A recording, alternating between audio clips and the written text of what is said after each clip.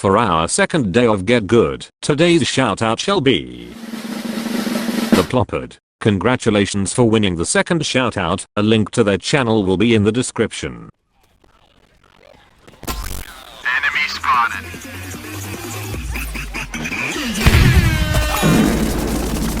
I meant to do that.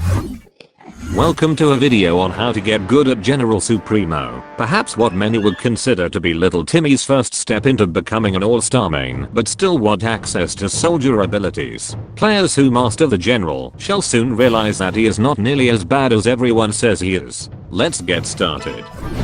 General Supremo is a variant of the soldier class, which as briefly stated earlier is a sort of mixed hybrid between an all-star and a foot soldier. Their primary weapon is that of a light machine gun that somehow can hold infinite fucking ammo in it, which definitely doesn't break the laws of physics or anything. The weapon fires at 700 rounds per minute and can fire for up to 3.67 seconds before suffering an overheat, making it unavailable for the next 3.6 seconds. Each shot fired can deal 5.5 for a normal hit and 6.6 for a critical hit, though the damage does drop a little bit at range, going down to 4.5 damage for a normal hit and 5.4 for a critical hit.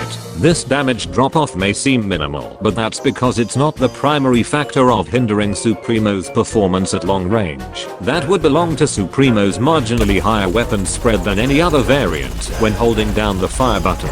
Whilst this makes long range combat very difficult, if you still wish to engage at such distances, it is strongly recommended to fire in controlled bursts as to keep the weapon spread to a minimum. When firing Supremo's weapon, your movement speed is decreased by 30%, and for some fucking reason, despite it being a light machine gun that isn't the size of a 1940s computer, Supremo cannot jump at all whilst firing his weapon. But both of these restrictions can be avoided by jumping before firing your weapon, as to retain the momentum for just a little while. The optimum upgrade setup for the General would be the damage, overheat, and health upgrades, with the overheat and damage upgrades being especially important, since Supremo's time to overheat is on the shorter side. Extending it allows you to last much longer in direct engagements where you need to hold down the fire button for long periods of time. The damage upgrade can grant a significant boost to your overall time to kill, and the health upgrade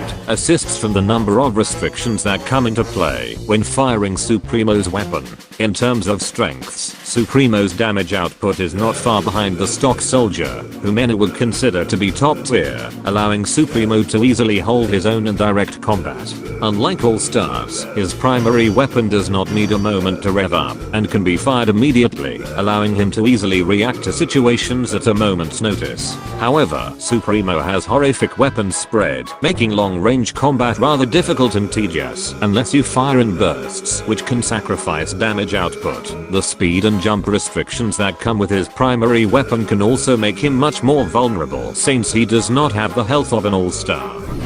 Thanks to this guide, you can now see through the facade of everyone considering Supremo as the worst soldier in the game and find out that he actually performs really well if you put the time and effort into him. Be sure to come back for the next episode tomorrow. Thanks for watching, and don't forget to subscribe for more shit like this. Have fun.